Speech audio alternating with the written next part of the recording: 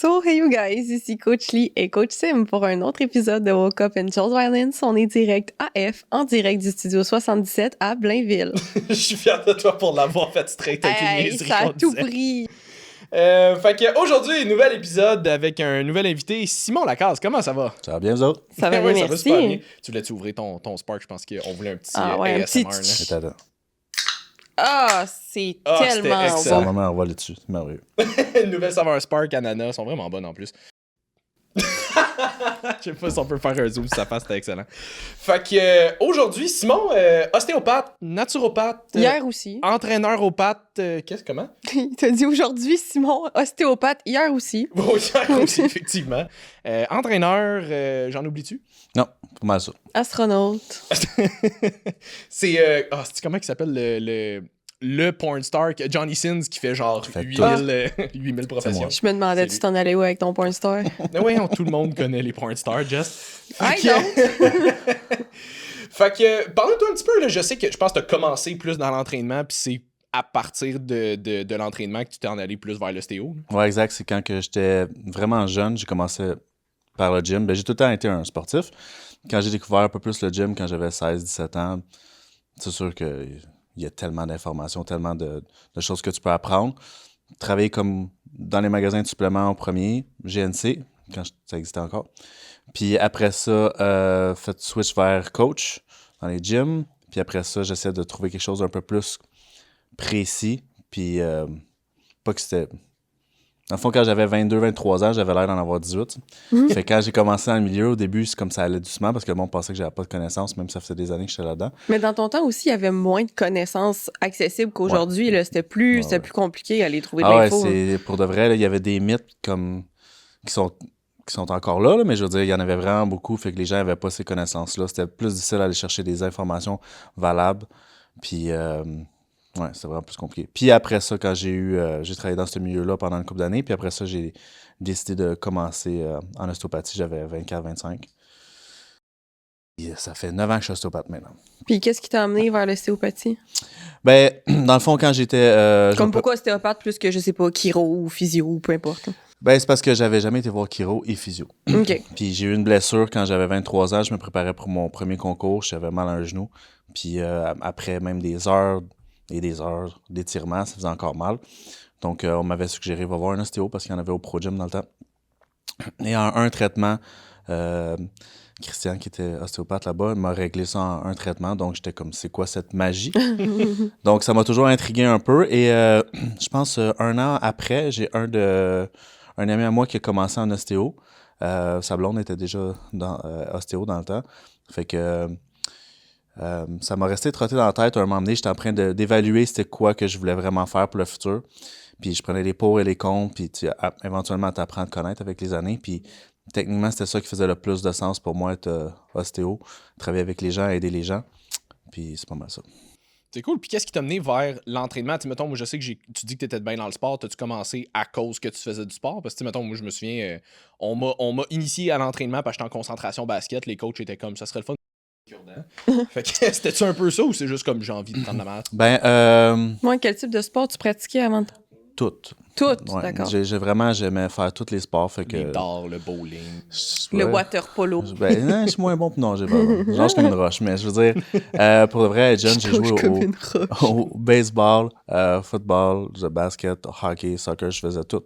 Puis c'est juste que quand devenu ado, c'est sûr que l'aspect de changer l'apparence de mon physique était intéressant, là, tu sais, quand je regardais Arnold, puis whatever, puis ça m'a tout le temps, comme j'ai trouvé ça captivant. Mais quand j'ai arrivé vers la fin du secondaire, il y avait moins d'opportunités de faire du sport autant comme que j'aurais voulu quand j'étais jeune. Ah oui? Ouais. Parce que, tu sais, comme, faut juste donner un exemple. Moi, on est au mois de juin, là, puis je passais des 8 heures à jouer dehors quand j'étais jeune, à tous les jours. Je faisais comme plus que 40 heures semaine à faire du sport, tu sais. T'avais pas Même pendant les d'iPad, semaines là? d'école. Non, c'est ça. Puis là, quand t'arrives à 17 ans, puis t'arrives l'été, c'est comme, il y a personne qui joue dans la rue, là. Ouais.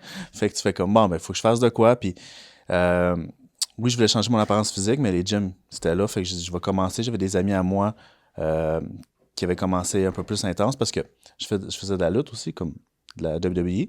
Puis j'étais plus petit, fait qu'évidemment, tu te fais brasser, tu te fais garrocher, fait que j'étais comme, il faudrait peut-être que je rajoute un peu de 16, fait que j'ai commencé le gym, j'avais 16 ans, mais j'ai vraiment plus été...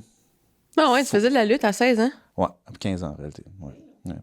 Puis, fallait que je prenne du 16 un peu, puis à 17 ans, j'ai commencé à être vraiment plus focus dans le gym. Quand le secondaire est fini, genre, je pense que j'ai fait un mois à vraiment pas faire beaucoup de sport, puis ça me rendait fou. Fait que j'ai fait comme, you know what, je vais aller au gym, puis c'est tout le temps ouvert. Puis c'est comme, j'ai pas besoin d'attendre après quelqu'un pour y aller, fait que c'est ça. Puis quand tu dis que tu voulais modifier ton apparence physique, est-ce que c'était aussi une question de confiance ou c'était vraiment juste tu t'es rendu compte qu'il fallait que tu sois plus huge pour être bon dans ton sport? Ben, c'est sûr que ça a une importance là, quand même, parce que c'était plus facile de faire ton sport quand t'es fort dans ce milieu-là. Mais c'est surtout... je regardais les gars, les lutteurs, tu sais, comme connus, là, puis j'étais comme, moi, je veux ressembler à ça. OK. Puis genre, j'ai jamais voulu ressembler à quelqu'un de normal non plus. OK. Puis c'est quoi pour toi quelqu'un de normal? Ben, va dans la rue, là, on va te montrer de dire ça. Non, mais pour de vrai, c'est parce que, tu sais, comme mettons, quand tu regardes Arnold ou Sylvester Stallone quand t'es jeune, quand t'es un enfant, puis t'es comme, wow, tu sais, comme, puis des fois, tu dis c'est impossible d'être atteignable, puis finalement, tu sais, comme, tu t'entraînes, puis tu changes ton apparence physique, puis tu fais comme, tu sais, je suis pas monsieur Olympia, là, mais je veux dire, comme, Tu peux t'en approcher. tu sais, tu fais comme, j'ai un look que quand j'étais jeune, j'aurais voulu avoir, puis je l'ai eu, fait que je suis content. Cool. Ce qui arrive aussi, je pense, c'est que... Puis ça, c'est le bout où je pense que les standards sont différents pour tout le monde parce que c'est une affaire que j'ai entendue beaucoup, mettons, dans les peut-être 10-15 dernières années avec tous les films de super-héros qui sont sortis à la Marvel, DC. Puis j'entendais beaucoup plus du côté des femmes dire « Ah, c'est des standards de beauté qui sont pas atteignables, puis des affaires comme ça. » Puis j'ai l'impression que tu regardes l'envers des gars, je sais pas si c'est juste parce qu'on les entend moins, mais du côté des gars, c'est plus comme « Hey, moi j'aimerais tellement ça avoir l'air de ça serait vraiment cool. » On dirait qu'il y a le côté pression sociale versus, finalement, moi je le vois plus comme une source de motivation. Ouais. Ouais, mais je te dirais que les gars vont moins le dire, mais vont des fois avoir une relation plus toxique avec ce qu'ils font puis leur shape, comme ça va devenir vraiment obsessif d'être le plus gros être humain sur Terre. Tu sais, les filles vont chialer « Ah, c'est pas atteignable » puis ils le feront pas. Ou ils vont essayer, mais non, ils le feront juste pas. Mais les gars, c'est l'inverse, c'est qu'ils le diront pas, mais ils vont essayer de l'atteindre, mais comme ils vont focusser juste là-dessus. Fait que ça va donner obsessif. Fait que des fois, pas pour tout le monde, là, mais des fois, c'est plus de cette façon-là que moi, j'ai perçu chez les gars que c'était le côté, entre guillemets, toxique, tu sais, versus les filles vont juste chialer puis faire « c'est pas atteignable ». Fait que dans tous les cas, pas mal tout est atteignable avec des efforts. Le pas atteignable, c'est très relatif parce que ça. je prends souvent la défense des femmes dans cet aspect-là parce que des fois, j'ai des clientes qui sont comme, on parle des réseaux sociaux, la plupart des photos sont modifiées, là, mais fond, là. Fait que quand tu vois, mettons, une vedette Instagram que tu vois en personne, tu fais « Ah! Moi, en chef, je pense. » C'est différent. Puis genre, pour de vrai, ça m'est arrivé. J'étais allé à l'Olympia, puis j'ai vu des gens d'Internet, là, genre à côté de moi, puis il y en avait une couple que j'étais comme « Oh, t'es vraiment moins en chef que qu'est-ce que je pensais. » Puis c'est pas grave, là, c'est juste que comme, je fais juste me dire que les photos sont quand même pas mal modifiées, puis... Oui, puis c'est tout le temps pris le meilleur éclairage pendant que t'as une pompe, pendant que t'es à ta meilleure shape, pendant que t'es le plus lean. Tu sais, souvent, moi, ce que je remarque des gens, surtout en bodybuilding, ils vont repost des photos de genre quand ils étaient dans leur prep. Fait que quand ils étaient au moment ligne de leur prep, mais comme ils postent beaucoup moins quand ils sont off-season ou des affaires de même, fait que tu vois pas la partie de la shape qui est peut-être moins esthétique, si tu veux, là, puis encore là, c'est très relatif, mais tu vas tout le temps voir les gens à leur meilleur sur les réseaux sociaux. Fait que c'est sûr que si tu compares, toi qui te lèves le matin, qui a été enflé parce que, je sais pas, t'as mangé un souper qui était différent de ce que tu manges d'habitude la veille, à la personne qui vient de poster, la photo est modifiée, elle a le meilleur éclairage possible, puis elle est en fin de prep. Mais c'est sûr que c'est pas atteignable, puis sans compter que si tu te compares à des gens qui ont pas du tout la même génétique que toi, tu sais, moi, si je me compare à... On avait reçu, on va dire, Sandrine Girard au podcast, qui, elle, est vraiment beaucoup plus musculaire, mais tu sais, elle partait d'une certaine shape qui a fait en sorte qu'elle était capable d'atteindre ce physique-là. Si moi, je décide demain matin que ça me tente de devenir, genre, figure, mais ça marche pas, j'ai pas la génétique pour faire ça. Fait que c'est sûr que si tu te compares constamment à des gens qui n'ont pas le même type de génétique que toi, obviously, c'est pas atteignable. C'est génétiquement impossible. Mais si tu te compares à des gens qui sont similaires à toi puis qui se sont rendus à un physique qui était peut-être plus travaillé, on va dire ça de même, que le tien, ben, t'es capable de l'atteindre toi aussi si tu fais des efforts pour. En règle générale, il y a tout le temps des exceptions, mais en règle générale, il faut juste que si tu veux te comparer à quelqu'un, que tu te compares à quelque chose qui est atteignable. Comme tu disais, Tu seras peut-être jamais comme Arnold, mais tu es capable quand même d'aller chercher quelque chose qui va se rapprocher de ça. Ah, c'était vraiment ça. Pour ma part, là, quand j'ai commencé, j'étais genre 150 livres. Après ça, j'ai réussi à 175. Après ça, 195. Puis à un moment donné, j'étais à 215. Tu sais, puis je veux plus être plus lourd que ça, là. Mais je veux dire, comme, je pense à moi quand il était ado, puis moi, où est-ce que je suis en ce moment, puis je serais comme, oh shit, j'ai été capable de me rendre jusqu'à là, tu sais. Non, c'est ça, mais pardon, tu parlais de l'Olympia aussi, tu sais, que t'as vu du monde que t'étais comme, ah, t'es vraiment moins en. Puis je pense c'est plus flagrant avec du monde plus haut niveau, mais on le voit avec du monde comme everyday, comme nous autres, là, tu sais, je veux dire, je nous considère relativement shape, mais je veux dire, jamais à niveau Olympia, mettons. Mais tu sais, on en a vu du monde, ne serait-ce que genre à l'expo Manger Santé, là, on a fait des expos, puis on a croisé du monde qu'on connaît parce qu'on les voit sur les réseaux sociaux, mais qu'on n'a jamais nécessairement vu en personne. T'es voir en personne, puis t'es comme, t'es pas pareil.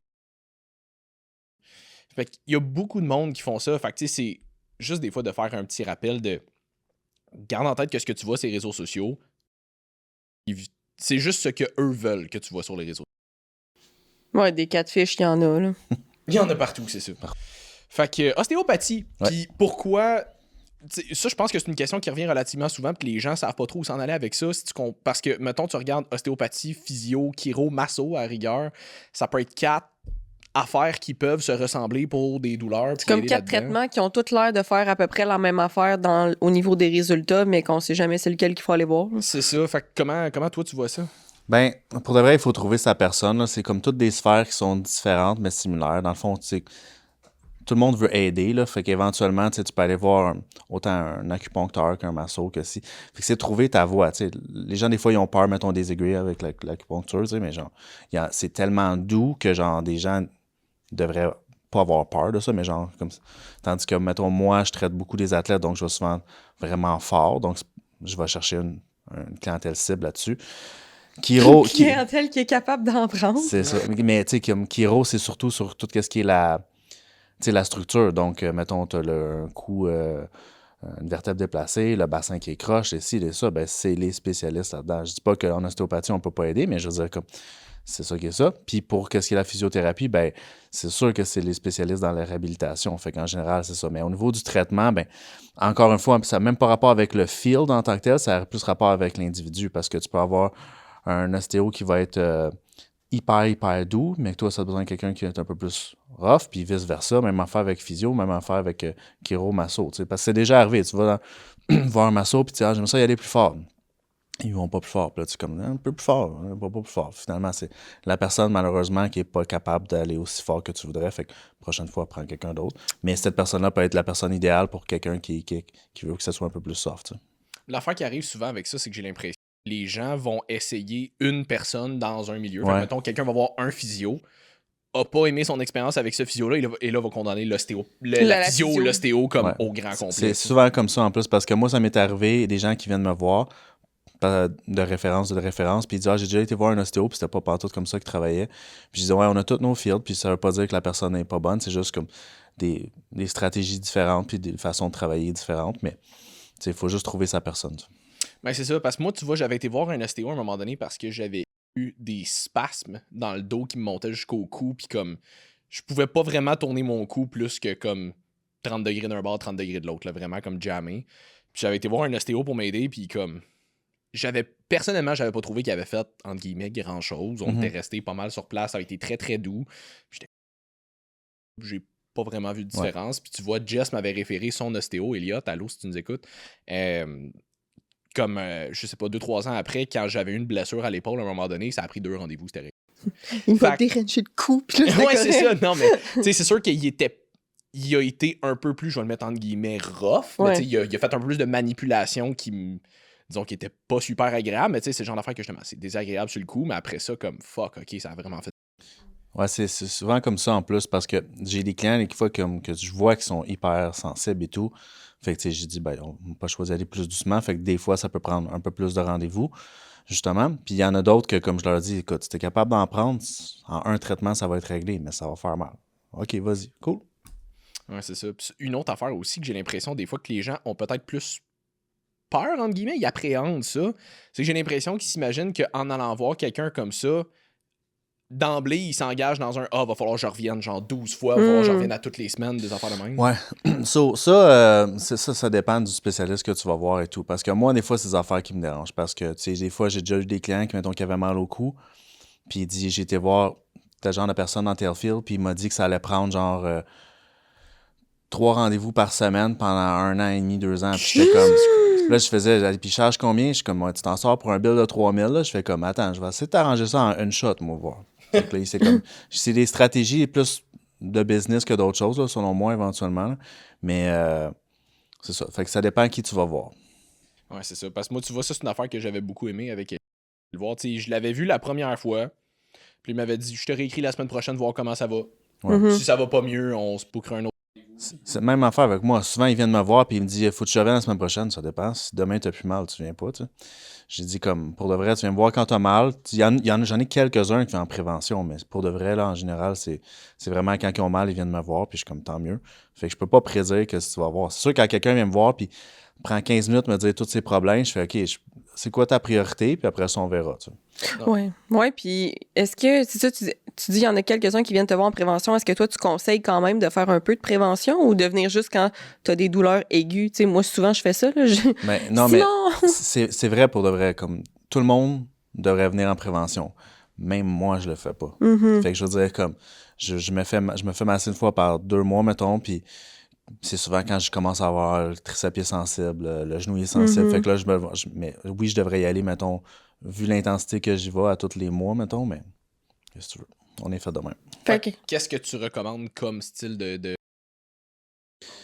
Ça va selon la personne. Comme je dis souvent aux gens, je dis, moi, je perdrais beaucoup d'argent si tout le monde sur la planète ferait du yoga, tu sais. Ouais. Fait que si les gens ne s'étirent pas jamais, puis comme ce qui est vraiment commun, fait qu'éventuellement, ils ont de la misère à bouger un peu, ils sont zéro mobile, puis après ça, ils viennent me voir pour que je enlève les tensions, mais je regarde la mobilité, puis je fixe ça, puis après ça, leur problème est réglé. Mais si ils feraient de l'étirement ou de l'autotraitement, du foam roller un peu, je dis, j'y verrais vraiment moins souvent, mais ils le font pas. Ouais, mon masso me dit la même affaire à chaque fois. Il est comme, tu le sais que si tu t'étires un peu plus les pecs, que si tu fais telle affaire, comme, t'aurais pas besoin de venir à tous les mois et demi. Je suis comme, oui, mais là, je peux juste venir te voir pendant 1 heure, puis c'est réglé. Hein? On sauve du temps. Puis comment tu vois ça? Parce qu'on en avait déjà parlé dans un podcast. Il me semble que c'est une méta-analyse qui avait déterminé que, en termes de flexibilité, du moins, tu avais des gains similaires avec l'étirement statique versus l'entraînement en résistance. Fait que comment tu vois ça, toi, pour le niveau prehab, mettons? Si tu sais, juste techniquement, s'entraîner devrait être assez pour flexibilité ou... Ben, c'est parce que sur le plancher, tu vois qu'est-ce qu'il y en est, mettons, des bodybuilders, là, comme, OK, on va faire la rotation externe de n'importe quoi. Ils sont comme... Ouais. Je fais comme, écoute, je t'en laisse pas long, puis tu vas te déchirer quelque chose, là. Puis éventuellement, tu n'as pas le choix d'avoir une certaine mobilité pour pouvoir être capable de faire l'exercice comme il faut. Puis oui, des fois, tu peux travailler alentour, tu sais, justement, les bodybuilders sur les machines et tout, mais comme idéalement, là, juste quand tu vas arriver, mettons, si tu es un pro ou whatever, il faut que tu ailles sur un stage. Si tu n'es pas capable de poser, tu peux pas faire... Ça ne va pas marcher. Tu vas comme faire montrer ton dos comme ça ne marche pas, là. Fait que c'est Mais problématique. ça, Simon, je pense que ton étude tient en considération que ces athlètes-là s'entraînent en full range of motion. Oui, on s'entend. C'est sûr que tu fais juste des half reps. Ben, puis je pense qu'il y a beaucoup de gens qui ne s'entraînent juste pas bien en général. Fait que je pense que cette étude-là est difficilement applicable parce que quand tu t'entraînes, mettons, quand tu fais des étirements statiques, ben, c'est ça que tu fais. Fait que je pense que c'est plus efficace, en guillemets, pour la majorité de la population, simplement parce que ça, ils le font comme il faut, versus leur entraînement, ils le font peut-être pas dans un range of motion qui est assez optimal pour aller chercher le même résultat, je pense. C'est vraiment juste. Puis une affaire que j'ai l'impression qui arrive aussi, entraînement en résistance, en full range. Fait que, tu sais, mettons, tu fais des exercices où tu travailles plus dans des positions étirées. Même si tu le fais en full range, ça veut pas nécessairement dire que tu travailles ton amplitude. T'sais, tu vas toujours sensiblement arrêter au même range versus flexibilité, mais tu vas essayer de la repousser un petit peu. C'est ça. Pour essayer de, comme, justement... Ben, pour de vrai, c'est comme je te dis, comme mettons, moi avec mes clients, on fait juste regarder l'épaule. La plupart du temps, ça devient problématique. Fait que puis la plupart de mes clients, ça va être des gens de gym, tu sais. Fait que, à un moment donné, quand que je vois que la rotation, elle se fait mal, puis ils n'ont pas d'amplitude, c'est sûr qu'éventuellement, il va y avoir un problème. Parce que c'est sûr que si tu regardes, mettons, quelqu'un qui a un physique comme très, tu sais, comme, qui n'a pas les épaules en dedans, il n'y a pas ci, il n'y a pas ça, il va avoir moins de problèmes. Mais je veux dire, comme, moi, selon moi, il faut tout le temps que tu travailles pour améliorer tes défauts. Mhm. Fait que justement, mettons, quelqu'un qui a les épaules hyper en dedans, je fais comme, on va pas lui donner du chest comme ça se peut pas, là, parce que ça sert à rien, tu sais. Fait que normalement, tu vas essayer d'améliorer la posture, c'est d'améliorer comme ça, pour éventuellement que la personne puisse, mettons, avoir un chest, tu sais. J'avais déjà vu ça, des coachs là, qui refusaient de donner du chest parce que leur épaule était comme ça. Puis j'étais d'accord parce que c'est sûr que l'irritation des tendons du biceps puis des épaules, ça va être l'enfer. Fait que tu expliques, tu dis comme ça. Tu as été un gamer toute ta vie, tu étais comme ça toute ta vie, tu travailles sur un ordinateur comme ça. Je dis écoute, avant que tu sois genre un chest sorti puis tout le temps, les épaules reculées non-stop, que ça soit de même naturel, ça va prendre du temps. Là. Je confirme. Ouais, c'est ça. Puis je me souviens plus qui en parlait de ça, puis c'est pas important, mais tu sais, ce qui arrive aussi, surtout spécifiquement pour le bodybuilding, oui, c'est une question d'esthétique puis de développement musculaire, mais c'est une question surtout de comment tu es capable de montrer ta masse musculaire. Ouais. Fait que tu sais, t'auras beau avoir un gros chest, tes épaules par en dedans tout le temps, il paraîtra pas tant. Fait que la personne disait que c'est une des façons de démontrer, du moins de donner l'illusion que tu as un gros chest, c'est justement d'avoir un bon upper back parce que ça va te permettre d'avoir comme les épaules un peu plus vers l'arrière puis de ressortir le chest un peu. Fait que j'ai l'impression que c'est un peu ça. C'est de renforcer les points faibles pour pouvoir mieux mettre de l'avant les points forts, mettons. Ouais. Ben, c'est sûr que, surtout quand tu fais le posing, il faut que tu essaies de montrer vraiment tes points les plus forts puis cacher tes points faibles aussi. Toi, Simon, tu as déjà fait des compétitions de bodybuilding. C'était comment ton expérience en bodybuilding? Très bien, à l'exception des fédérations que j'ai choisies. Ah ouais? Ok. Comment ça? Ben, je suis loin d'être le seul, là, mais dans le fond, ça va me faire plaisir de parler de ça. L'APQ, J'en ai long à dire. qui existait avant, qui ont eu le monopole pendant des années, c'était très, très corrompu. Puis il y a beaucoup, beaucoup, beaucoup de gens qui sont fait crosser, mais genre, c'était intense parce que les juges étaient... Ouf, je suis méchant, mais... Pas nécessairement les juges, mais les présidents de la... etc., ils étaient vraiment... Ben, si t'amènes bien des clients, ben des gens à mon show, puis tes coachs, ça aide plus tes chances à gagner. Ah ouais? Ouais, ça, c'est dans le temps, ça. À cette heure, avec la CPA, c'est pas comme ça, puis c'est rare que je vois un jugement, puis que je chiale. Que t'es pas d'accord, là. Ouais, T'es comme c'était off, là. Ouais, puis en plus, eux autres, t'as accès à parler au juge par la suite, puis ils vont souvent faire un voice-over. Mettons, je me rappelle, Joey Pianca, il avait terminé genre 2e ou 3e, puis il a demandé, comme, je peux te savoir, puis là, le juge en chef, il a fait un voice-over son vidéo, là, t'as pas fait assez ça, là, t'as ci, t'as ça, puis j'ai regardé la vidéo, puis j'étais comme, il a raison, tu sais. Fait qu'il fait comme, il travaillait là-dessus après. Tandis que moi, quand ça m'est arrivé, que je me suis fait tasser vraiment gros, j'avais envoyé un email à la personne, le juge en chef, puis pas de réponse pendant 2 mois. Fait que je m'en vais sur sa page, puis je fais comme, ça prend combien de temps, normalement, avant qu'on se fasse répondre sur sa page Facebook? Puis après ça, il dit « Ah, j'ai jamais rien reçu. » C'est bizarre parce que moi, il est dans mes envoyés, mais genre. Fait qu'après ça, sa réponse, c'était « Ah, ben, parce que moi, j'ai terminé 5e, puis j'ai mérité la première place. » Pour de vrai. Puis là, tout le monde pensait que j'allais gagner overall. J'étais comme, j'ai terminé 5e dans ma classe. Tu sais. Il y a une drop, là, Ouais. entre l'overall pis Fait Pas que- 5e. genre, t'as fini 2e, puis Ouais. tu pensais finir premier. là. So, tu vois les photos, on est 5, puis quand j'ai vu les photos, parce que quand j'ai fini le concours, j'ai fait, mes amis sont juste trop fins, tu sais, ils m'ont menti. Mais quand j'ai vu les photos, j'étais comme... Fait que quand j'ai contacté le Joe Spinello, j'ai... Sorry, ça a sorti ça. Il m'a dit, ça aurait pu aller d'un bar comme de l'autre, vous étiez tous bons. Fait qu'un, 2, 3, 4, 5, ça aurait pu aller contre l'autre bar. J'étais comme, Ben là, c'est pas une manière de juger. Hein. c'est ça.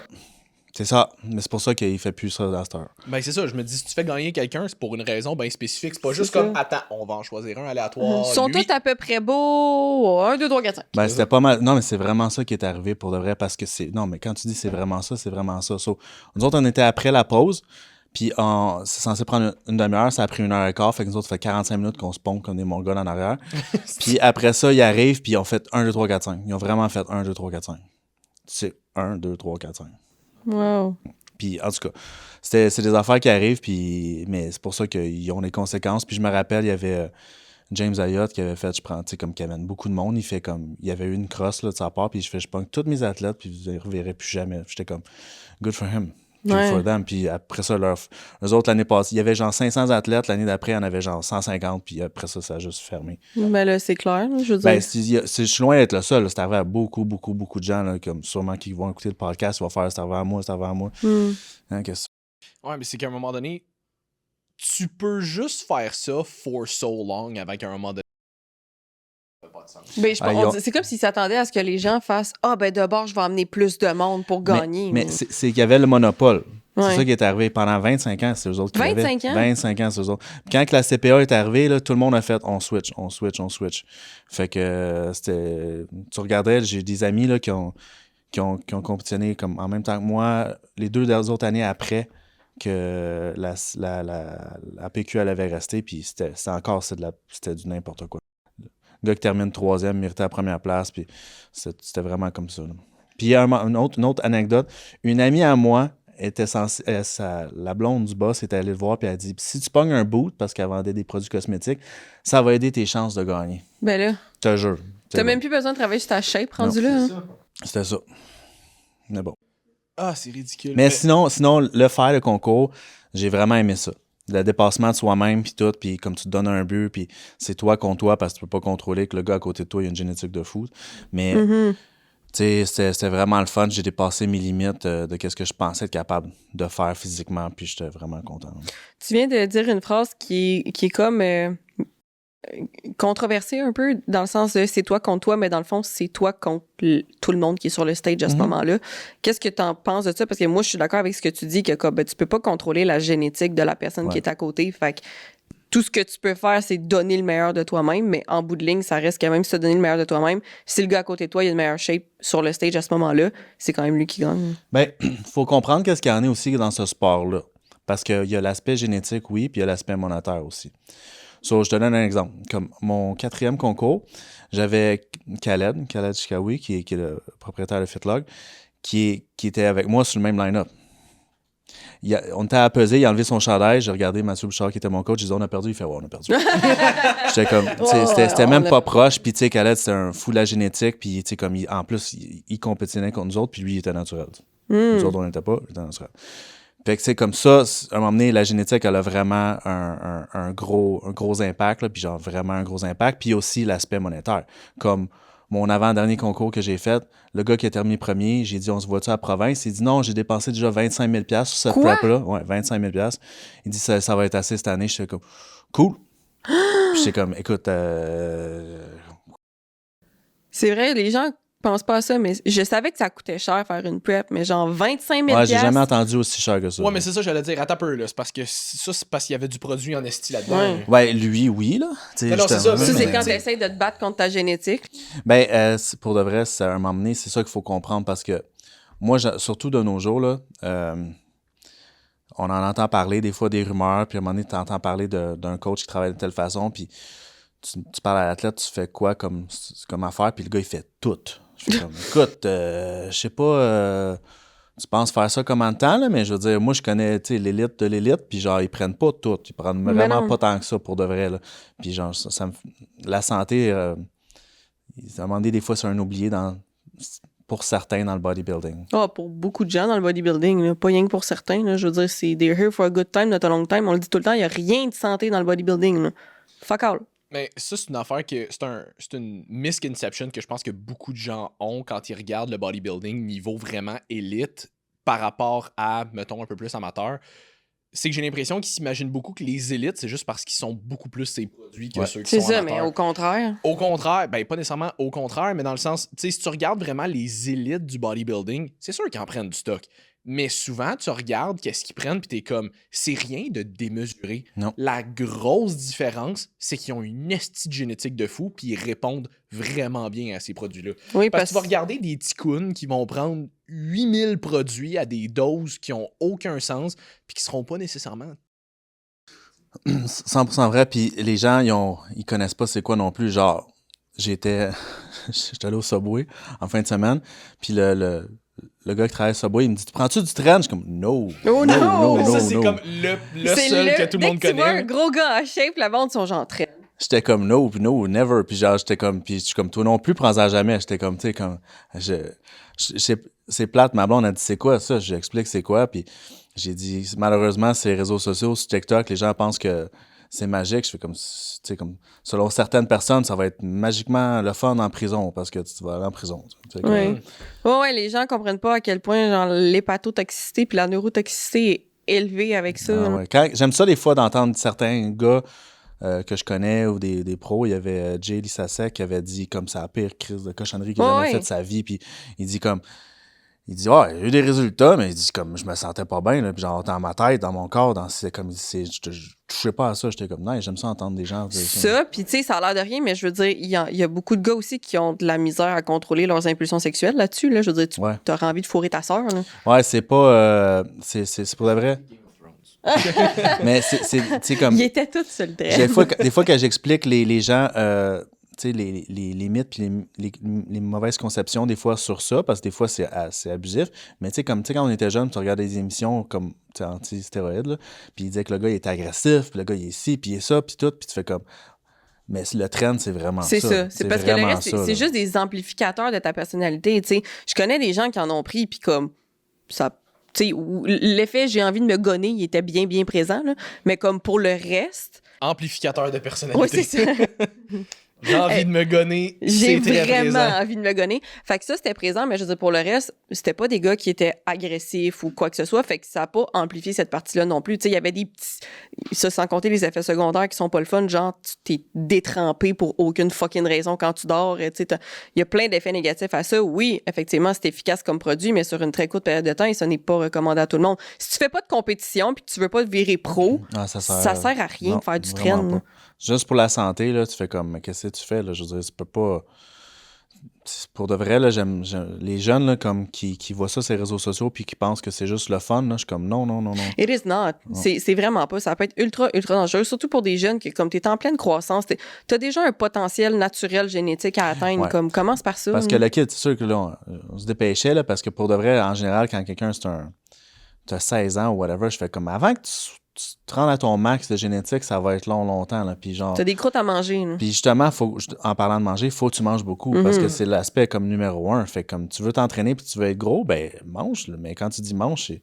Mais les gens, ils sous-estiment ça. Hein. Souvent, là, comme tu dis à quelqu'un, mange, ouais, mais je mange beaucoup. Tu regardes ce qu'il mange, tu fais t'es à moitié de ce que tu es supposé de manger. Ouais, mais là, j'ai déjà envie de vomir, ça rentre plus. Ben, c'est ça. Tu peux pas avoir ça si t'as pas ça, sorry. Ou, ben, justement, des fois, tu sais, le stock, des fois, les gens, ils pensent comme, ben, il y en a plein qui c'est ça qui arrive, là. Ils vont faire de quoi, puis ils vont comme, puis après ça, ils ont fini, puis je suis comme, moi, mon corps, il change comme pas vraiment, là. Je fais comme ça reste tout le temps pareil, là. Oui, puis comme quand tu commences, faut que tu tiennes compte que tu peux probablement jamais finir ou à peu près pas, là. Plus tu commences jeune, plus que tu vas être dépendant de ça, là. Ouais, tu peux pas juste castrer ta test naturelle puis faire comme, it's gonna be fine. Juste ça, juste jeune, c'est stupide pour de vrai. Là. Je fais comme, c'est vraiment stupide. Mais si je pense qu'une grosse partie qui veulent juste comme tout atteindre le plus rapidement possible. Parce que ça a l'air tellement atteignable quand tu regardes les réseaux. Comme tout le monde est là-dessus, tout le monde est gros, jeune. Puis, tu sais, Sam Soulek, il a quoi, 22 ans? Ouais. Le monde regarde ça, puis il est comme tabarnak, il est fucking massif, il est super jeune. Ouais, mais comme il y a ça une va folle finir par génétique revenir à un moment donné. Il y a une éthique de travail pour ce qui est de l'entraînement qui est assez exceptionnelle. Je me suis fait déjà poser des questions sur lui, puis je suis comme. J'ai dit, moi, tu sais, comme. Il est honnête dans ce qu'il fait, puis genre, good for him, mais tu vois clairement que, comme. Relation bizarre avec l'entraînement, dans le sens que, comme tu sais, c'est une dépendance aussi, là, vraiment hardcore. Puis sinon, il est pas bien dans sa tête, mais genre, la stabilité, c'est pas son fort, mettons. Puis, mais après ça, je vais jamais encourager quelqu'un de faire ce qu'il fait, parce que juste au côté, comme, tu sais, naturopathie, qu'est-ce qu'il mange, je fais comme, je peux pas dire à quelqu'un de manger quelque chose comme ça. Puis là, j'ai un gars, à un moment donné, parce que j'avais écrit c'est Francis alors qui avait parlé de lui, puis tu sais, juste super gentiment, puis tout, puis il dit, faut lui donner le mérite qu'il mérite. Je suis comme, ouais, puis après ça, il parle, puis il dit sa nutrition, puis là, j'ai fait sa nutrition, 3 petits points, puis j'ai quelqu'un qui est venu me faire du hate, parce que j'ai fait ça, puis j'étais comme, je dis, écoute, je vais jamais pousser quelqu'un à manger, genre... 6000 calories par jour. Pas nécessairement ça, ça dépend des la qualité des calories, tu sais, puis genre, comme, c'est juste les macros qui comptent à la fin, je suis comme, non. Fait que...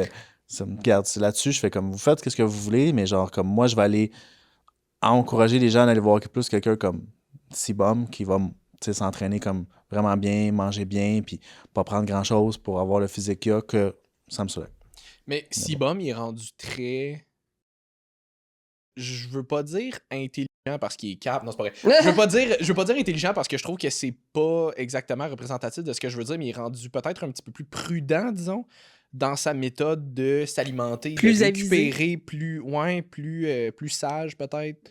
Mais il s'est entouré d'un paquet de monde. T'sais, oui, il est coaché par, mettons, Henry Rambod, mais il y a genre Vince Petitick qui est souvent avec lui, ou Alan Kress, ou du monde de même, ou du monde qui sont beaucoup plus côté nutrition fonctionnelle, des affaires de même. Fait il est rendu beaucoup plus... Il en parlait dans un podcast, je crois que c'est avec...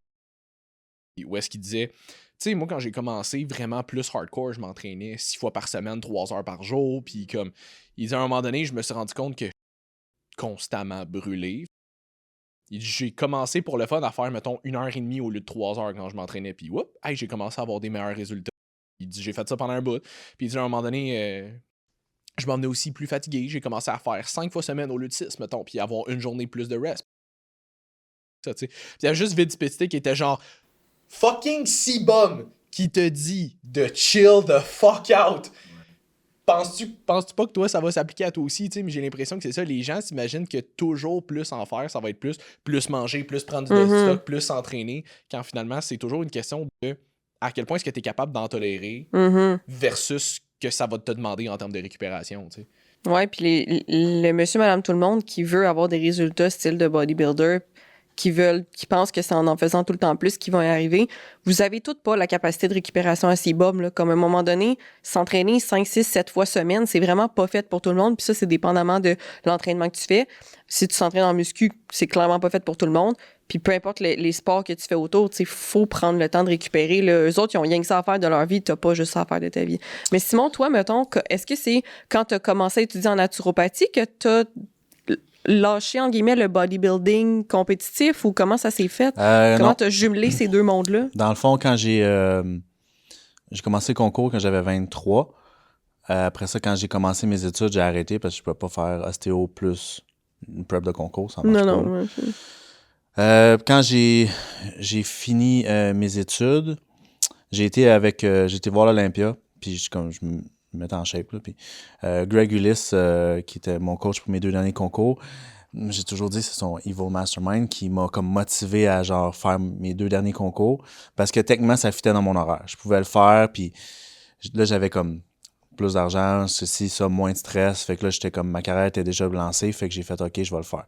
Il avait fait exprès de t'amener à l'Olympia juste pour te Je suis sûr que oui. Puis en tout cas, mais bon, je le regrette pas. Là, mes 2 derniers concours, ça a été mes 2 préférés. Fait que, puis j'ai commencé la naturopathie un peu après, dans le fond. Puis j'avais eu des avantages parce que j'étais tout le temps alentour de Mathieu Bouchard et tout, puis de plein de monde. Fait que j'étais déjà en avance, mettons, quand j'ai commencé mes études, puis ça s'est vraiment bien fait pour moi, puis c'est tout a été une de mes passions que j'étais dans ce milieu-là, on m'envoyait des études, on m'envoyait des affaires, genre, puis j'étais même pas naturopathe encore, puis je travaillais comme coach, mais genre, c'est plus pour mes connaissances personnelles que d'autres choses. Puis comment ça s'est passé, toi, le côté prep, entre guillemets, jumelé avec la naturopathie? Parce que j'ai l'impression que les prep, c'est beaucoup de bro science. Mais là, toi, t'arrives peut-être avec le côté un petit peu plus science-based avec la naturo. Fait que comment ça se passe? Ben, il y a eu une grosse évolution avec mettons, du début jusqu'à la fin.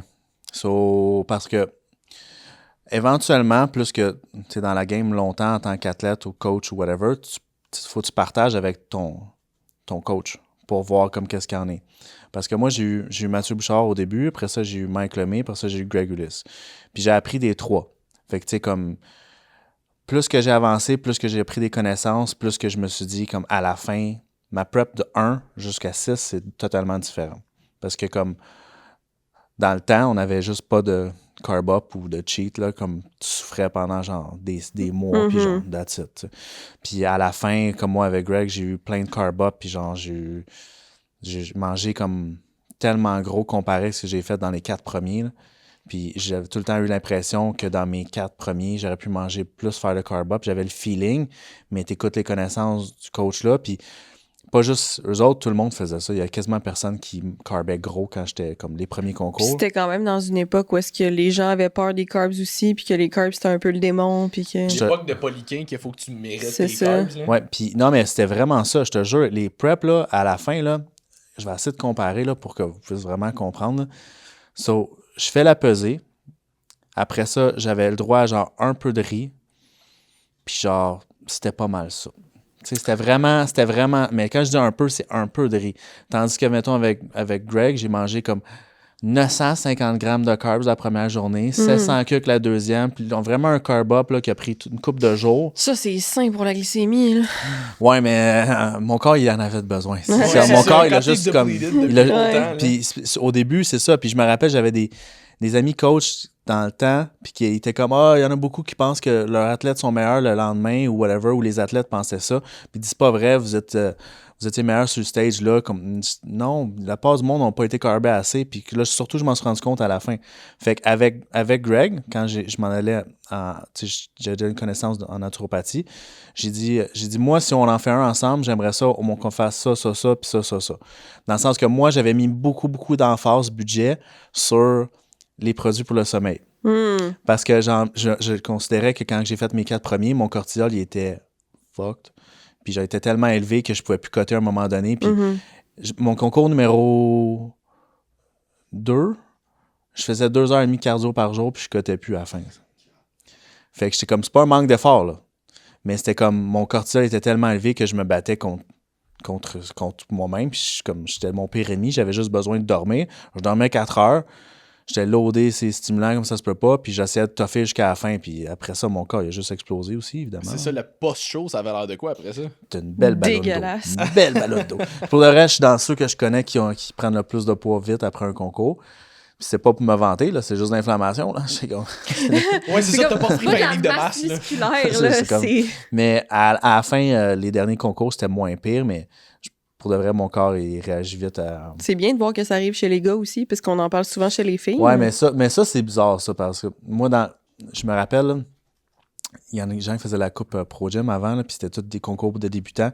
Puis je travaillais au Pro Gym dans le temps, puis je disais aux filles, je dis, faites attention. C'était pas moi leur coach. J'ai dit, vous allez avoir un rebound après, faut que vous faisiez vraiment gros attention. Puis tout. Non, ça m'arrivera pas. Sure enough. Là, je vois un mois d'après, elle a fait. Tu sais, comme c'est vraiment rough pour une femme, là, pour de vrai. Tu sais, t'as ta shape comme, entre guillemets, de rêve, là, puis le mois d'après, t'as 25 livres de plus, puis t'es comme, je mange clean pour de vrai, je te jure. Je suis comme, ouais, mais... C'est drôle parce que je parlais de ça avec une amie qui va faire sa première compétition dans pas longtemps, puis je parlais de ça aussi, tu sais, parce qu'elle se demandait, justement, tu sais, si je veux en faire plus, faut que je fasse des produits, blablabla, puis j'étais comme, commence par voir comment va ta première reverse, parce que j'ai dit, ton système, il va manger une claque, là. Comme c'est le type de personne que, tu sais, quand même un peu stressée, nanana. Déjà, elle avait de la misère un peu au début à suivre aussi ses affaires. Fait que je suis comme, je comprends que t'aimes ta shape en ce moment. Si t'aimes l'expérience, tant mieux. Elle est comme, ouais, mais moi, ça m'arrivera pas, je vais suivre mes affaires. Je suis comme, c'est pas toi qui décide pour ton système hormonal. Non, puis tout le monde dit Puis ça. c'est ça, j'ai dit, l'affaire, c'est que les filles qui ont fait des gros rebounds, là, ils se sont pas levés le matin en se disant, moi, je vais devenir, tu sais, moi, je vais prendre 25 livres dans les 3 prochaines semaines et je vais cheater tous les jours. Non, ils étaient tous convaincus que ça allait bien aller. Ils étaient tous convaincus qu'ils allaient être capables de suivre leur reverse. Ils étaient tous convaincus que ça leur arriverait pas à eux autres. Puis c'est arrivé quand même. Fait que j'ai dit, je te dis pas que ça va t'arriver à toi, mais j'ai dit, prépare-toi mentalement à ce que ce soit pas aussi facile que tu penses de revenir de la prep que tu viens demander à ton corps. Fait que ça, c'est un pensée si bien aussi pour tout le monde qui veut commencer à faire des compétitions. Si t'es une fille, jouer avec ton système hormonal, surtout si, encore une fois, tu te bats contre ta génétique. Moi, je pourrais pas en faire de compétition. Je suis un vrai château de cartes. J'ai pris un plan B une fois et j'ai été des mois avec Mathieu à essayer de retravailler pour perdre ma rétention d'eau puis perdre le genre 10-15 livres que j'avais pris, là. Puis c'est arrivé genre overnight, là. J'étais pas dégueulasse, là, mais pour moi, je trouvais ça dégueulasse. Ouais, merci. Overnight, fait comme... Puis ça a été long, là, ça a pris des mois.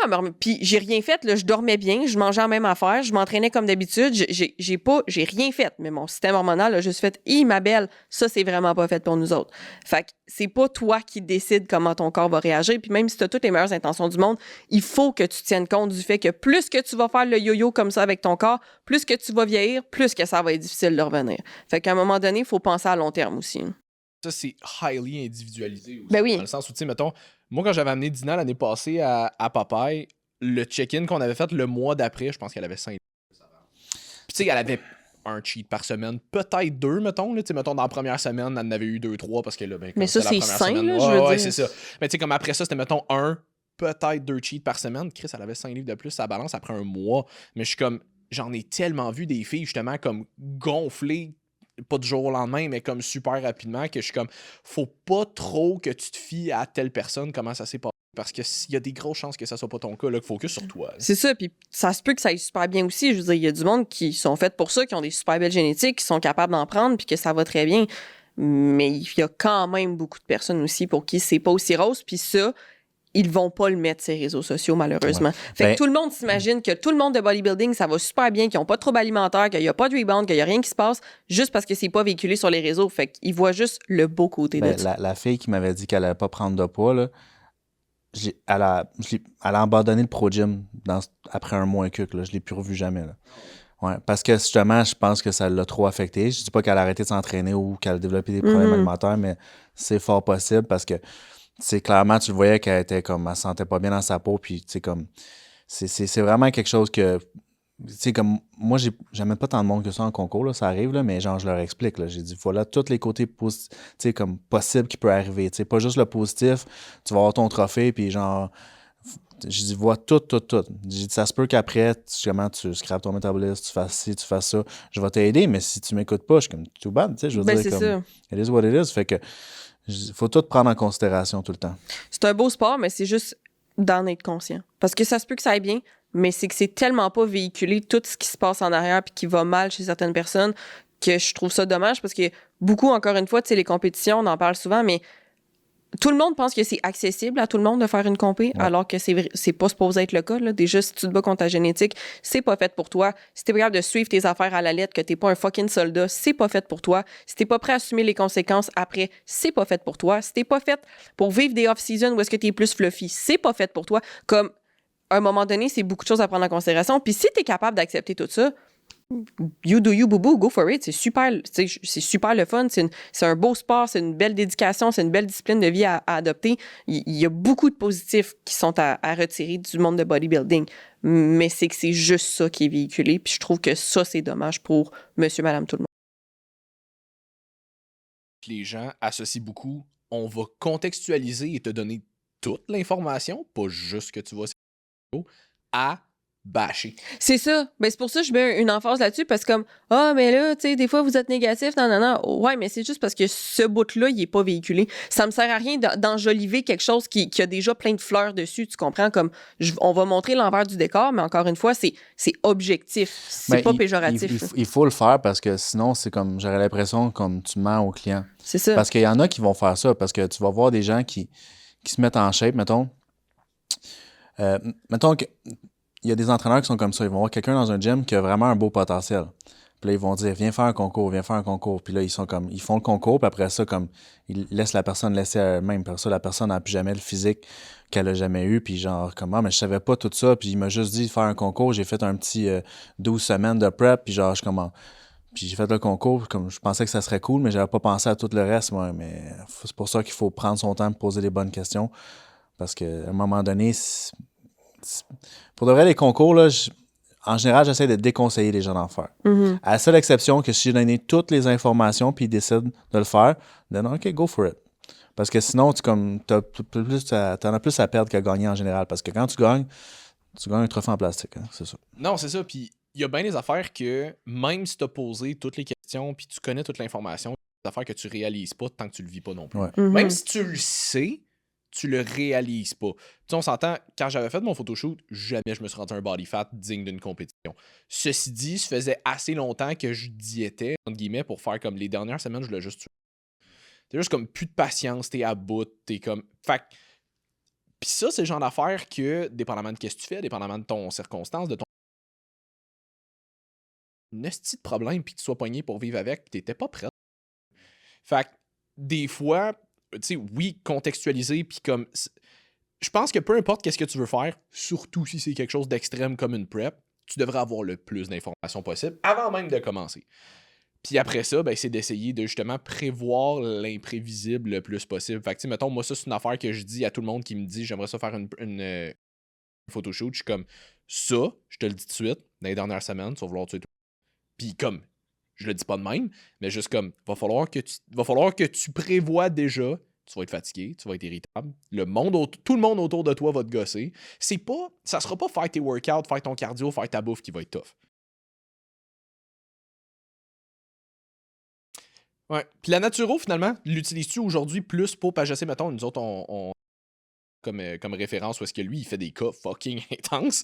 Mais tu sais, toi, tu l'utilises plus pour le côté un petit peu plus poussé ou plus pour le côté recomp? Plus pour le niveau santé en général, parce que, mettons comparé à avant, les connaissances qu'on a out there sont vraiment plus le fun. Même pour les coachs qui n'ont pas nécessairement de diplôme en tant que tel, là. Je veux dire, comme d'entendre comme justement les informations, tu sais, comme il faut se prendre des oméga 3, il faut se prendre le magnésium, il faut se prendre ci, tu prends ça. C'est le fun d'entendre des trucs comme ça. Mais la naturo en tant que telle, je pousse jamais nécessairement les suppléments pour la performance, plus pour la santé en général. Puis indirectement, la physique va suivre par la suite.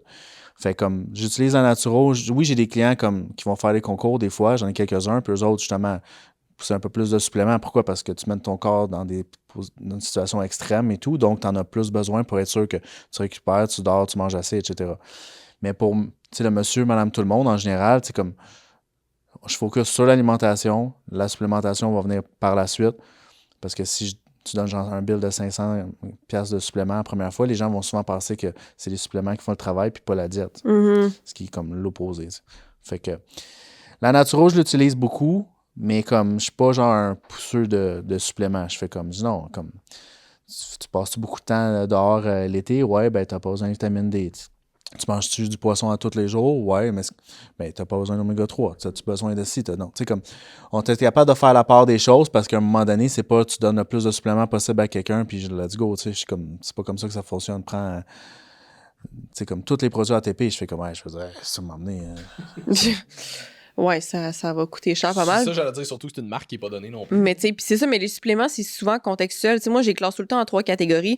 La première, c'est pour la santé en général. Fait que ce que tu peux prendre littéralement toute ta vie pour juste supporter ta santé. Puis ces suppléments-là vont varier d'une personne à l'autre. C'est comme tu dis, exemple, si toi, tu as un travail dehors, tu es souvent dehors, l'été, blablabla, ben, je te donnerai pas de la vitamine D pour le fun. Mais si tu es tout le temps dedans, tu as une job de bureau, tu me dis que tu manques d'énergie, ton humeur est bof, ben, on va peut-être te donner un peu de vitamine D. Tu sais, c'est super contextuel. Après ça, tu as les suppléments pour un défi de santé occasionnel ou comme momentané. Fait qu'exemple, tu as des problèmes de digestion. Bon, on va peut-être travailler un petit peu là-dessus pour le moment. Est-ce que ça veut dire que ton supplément pour la digestion, tu vas le prendre pour le restant de ta vie? Non. C'est là, en ce moment, peut-être que ce supplément-là peut t'aider selon les circonstances de ta vie.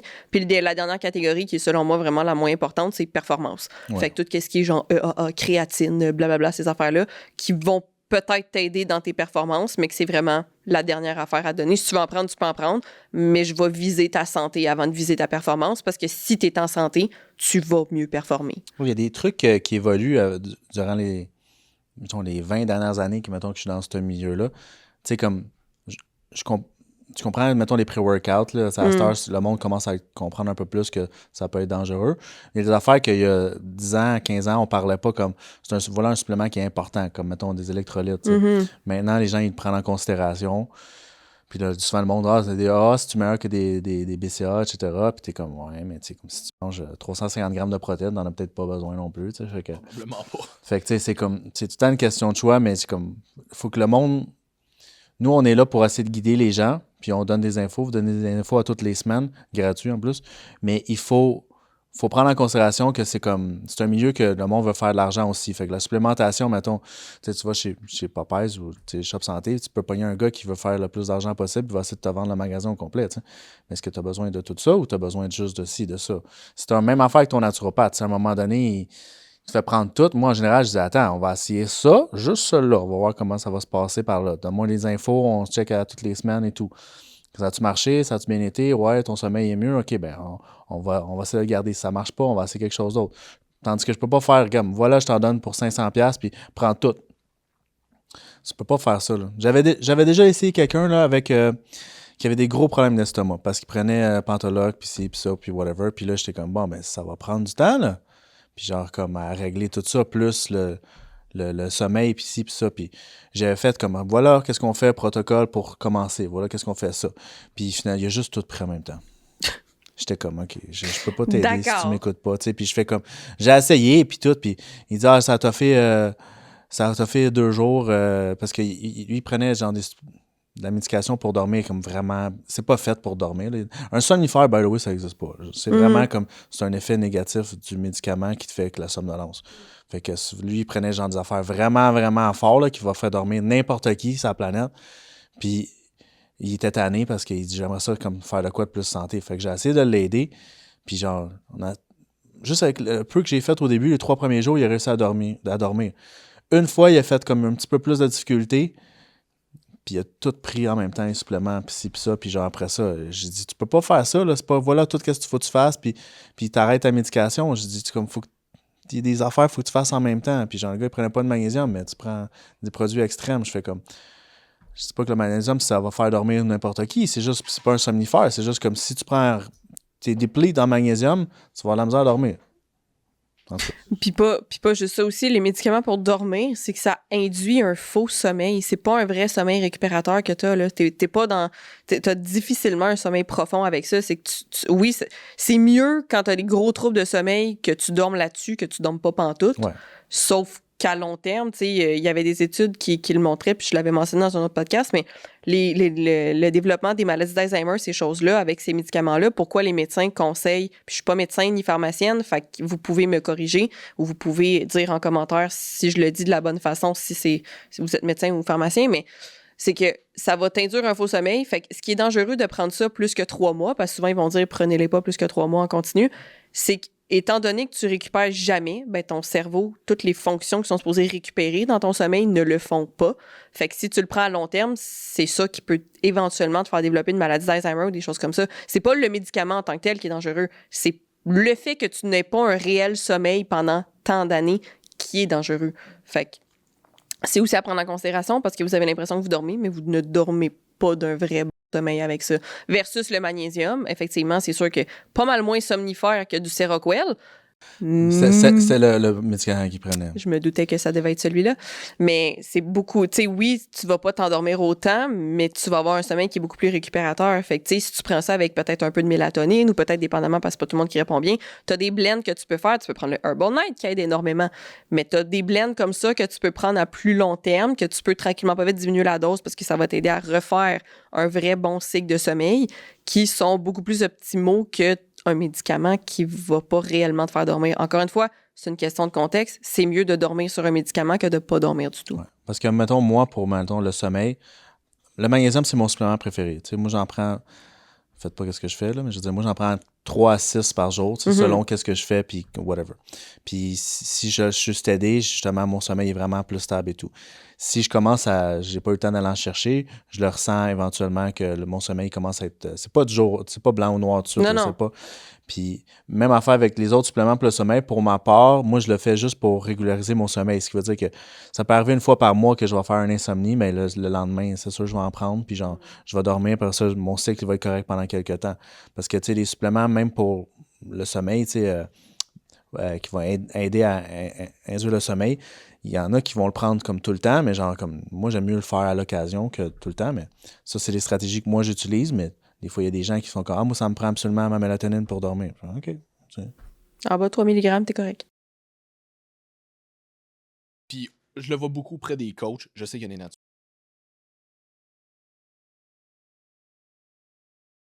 Puis on avait déjà parlé, là, une de mes amies qui avait été voir un coach à un moment donné qui avait fait une évaluation de genre 20 minutes exclusivement sur l'entraînement pour regarder son alimentation. Sort de là avec son premier plan avec 19 suppléments. Dont une section complète juste sur les suppléments pour sa digestion. Il y en a genre 3-4 là-dedans, puis je suis comme... Aucune question. Ouais. Ouais, j'en connaissais des gens qui faisaient ça, là, puis des protocoles immenses. Puis c'est pas les suppléments qui sont mauvais sont super bons pour la santé, c'est juste comme si t'en as pas besoin, tu sais, comme... Ouais. Ouais, genre sur ta bouffe. Ouais, parce que veux pas, tu sais, ça, on parlait de l'aspect monétaire de faire. Surtout si t'es un dude, là, tu manges sur un moyen temps. Ben, c'est ça. On s'entend que, tu sais, ton budget pour ta bouffe va diminuer au fur et à mesure que la prep avance. Mais je veux dire, ça te coûte de l'argent pareil, là. Je veux dire. Mais qu'est-ce que j'allais dire? Mais ça, c'est une affaire que j'aurais été curieux d'avoir ton opinion là-dessus, parce que je vois bien du monde à la Sam Sulek dire, mettons, OK, ben moi, je vais faire un if it fits your macro. Puis rendu là, ben, tu sais, tant que j'ai ma protéine, le reste des calories, je vais rentrer whatever ce qui me tente de. Mais, pour compenser, je vais juste me supplémenter. Fait que, pour les gens qui connaissent peut-être un peu moins, ben, tu sais, si mes macros sont corrects, puis je me supplémente, mettons, en vitamine. Ouais, ben, c'est des différentes façons de penser parce que, mettons, il y avait comme Lane Norton qui aime ça, faire comme un peu 80-20. Tu sais. Puis, tu sais, comme il donne ses arguments, puis là, tu sais, il va le backer par la science, puis je suis d'accord avec lui sur presque tout, mais il y a des gens que être plus strict, il va plus avoir d'avantages sur leur. Tu sais, comme il y a d'autres coachs là, qui trichent jamais. Puis, genre, vraiment jamais. Puis, ils sont comme. Eux autres, ils disent, c'est ça, mon plus gros flex dans la vie, c'est de montrer mon blood work.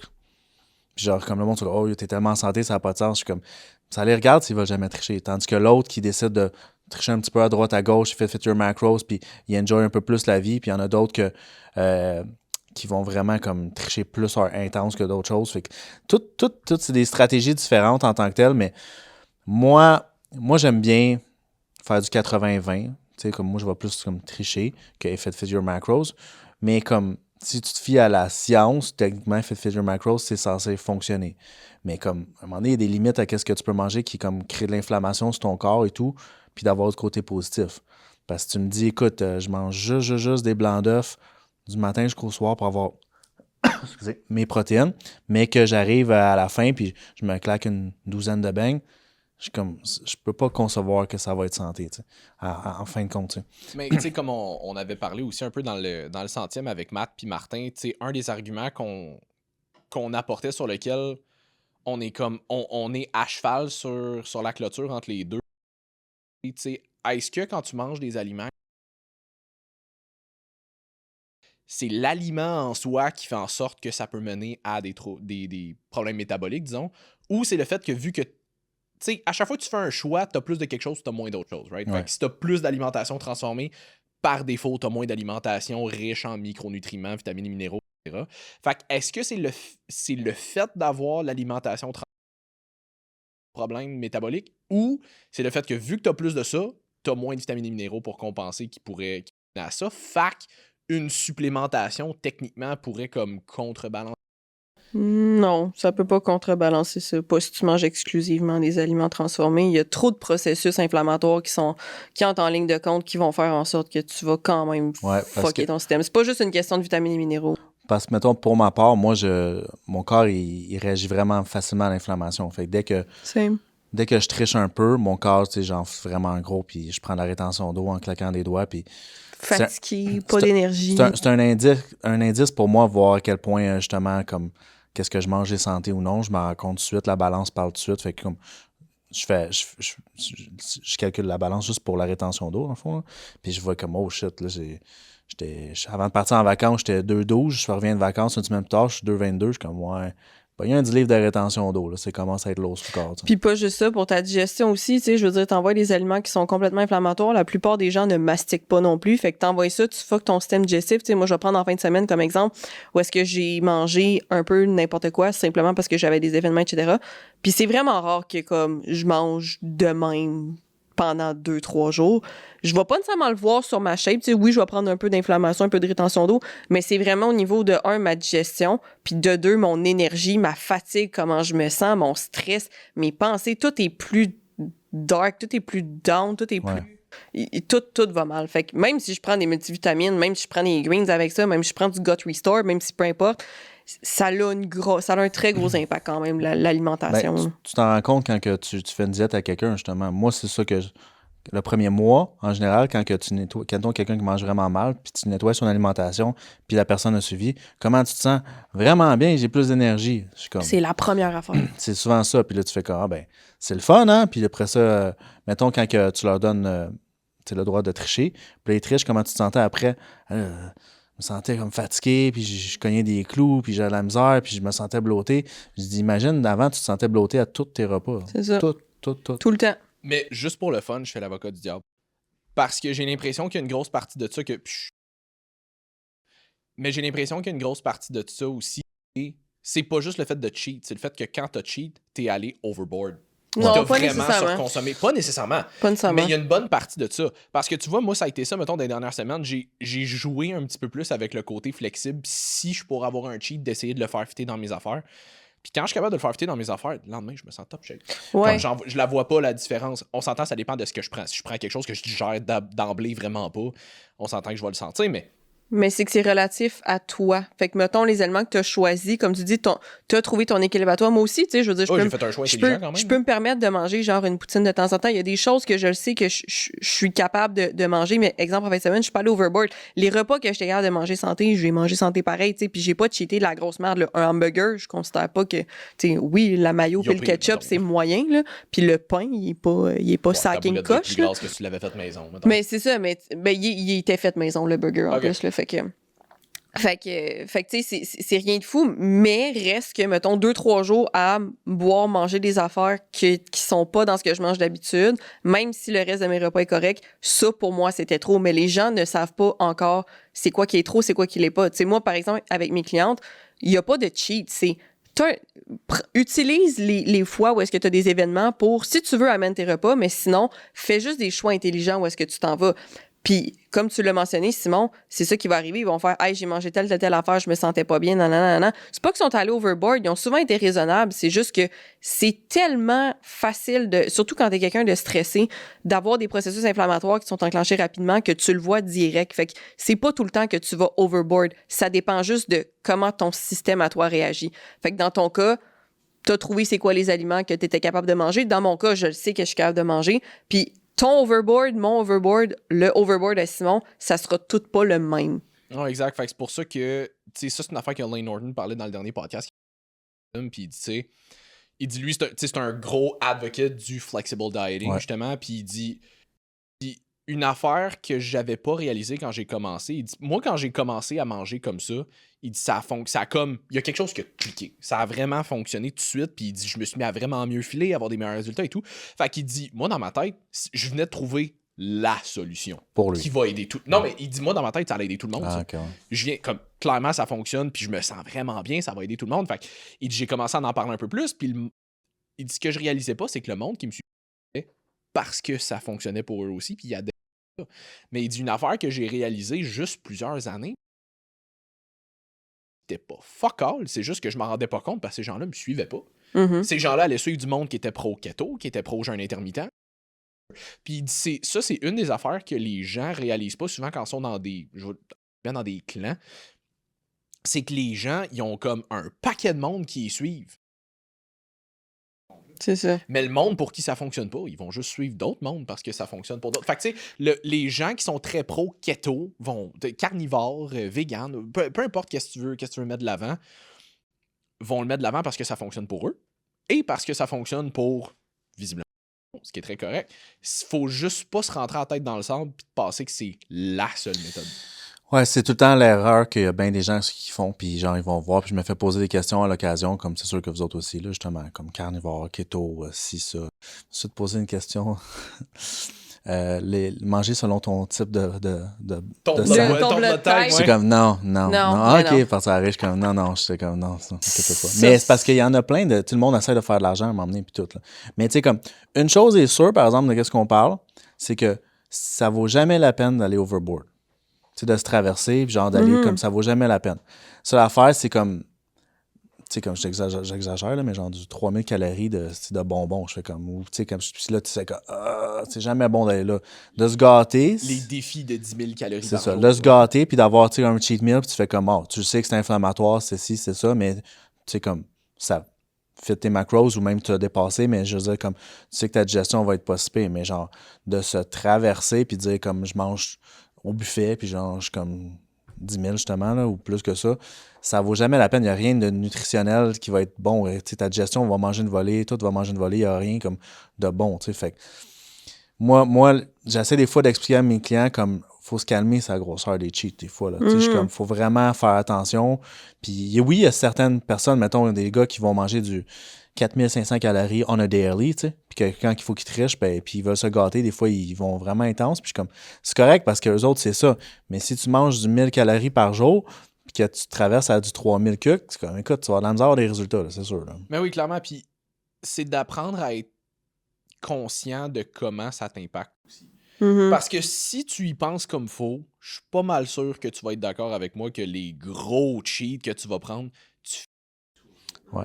Ah ouais. tu sais, si tu prends, justement, tu sais, je m'en vais au IW, je me prends un trio, puis je me prends même pas de liqueur avec, ben, tu sais, mettons, j'ai le burger, j'ai la frite, puis c'est tout, je vais être correct après. Là.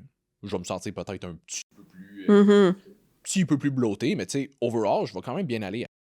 Mais si je me traverse avec un trio plus une entrée, puis après ça, je vais me chercher une grosse crème glacée, puis après ça, tu sais, plus tu y vas overboard, justement, merde. Puis je le sais que sur le coup, c'est le fun. Comme c'est bon, c'est agréable, puis t'as probablement un moment avec quelqu'un. C'est sûr que si tu reflètes sur tous les moments que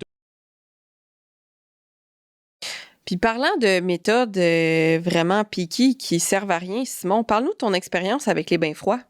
C'est vrai.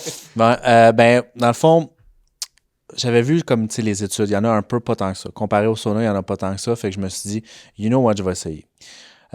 Comparé au sauna, attends, c'est quoi les études sur les saunas pour les gens? Il y en a plein. Là. Il y en a Dans plein, leur là. Dans le fond, pour le Alzheimer, pour la santé du cœur, comme pour booster un système immunitaire. Parce que dans le fond, c'est comme si tu introduisais un petit peu une fièvre à toutes les fois. Fait qu'éventuellement, quand à un moment donné, tu vas avoir une grosse fièvre, ben, ton corps va être capable d'adapter, puis ça va être un petit peu mieux. T'aides à éliminer des toxines. Dans le fond, supporter le système immunitaire. Je peux pas utiliser le mot booster. D'éliminer certaines toxines, certains métaux lourds, certains ci, ça. Ça fait que il y a beaucoup d'avantages à avoir le sauna. Puis il y a beaucoup d'études qui ont été faites sur comme 20-25 ans, comme en Finlande, et ci et ça. Puis mettons en Finlande, il y a moins de gens qui vont faire de l'Alzheimer, moins de gens qui vont faire des problèmes cardiaques et tout. Pourquoi? Parce que en Finlande, Suède, parce qu'ils en ont plein justement dans leur maison, puis c'est culturel pour eux autres de le faire. Fait comme les preuves sont là pour aider les gens et tout. Puis il n'y a pas tant de côté négatif que ça, pour de vrai, à l'exception si t'as des dangers cardiaques ou whatever, puis tu sais, comme il faut vraiment que tu fasses attention. Ouais, si vous avez des problèmes de cœur, peut-être pas rester 20 minutes dans un sauna. Là. C'est ça, tu sais, il faut y aller doucement, puis faire clair, attention. papa? Merci. Ouais. Puis pour qu'est-ce qui est des bains froids, c'est qu'il n'y en a pas tant que ça d'études de fait. Puis ça prend quand même du temps, puis des années avant que tu aies de l'argent, puis ci, puis ça. Fait que des fois, tu en entends parler trop. Puis dans le sens comme, tu sais, tu vas... C'est tout le temps de même. À chaque année, une couple d'années, il y a une nouvelle mode. Puis... Mais moi, sur moi, qu'est-ce que j'ai vu, c'est que ça m'aidait à me réveiller vraiment gros pour les prochaines heures.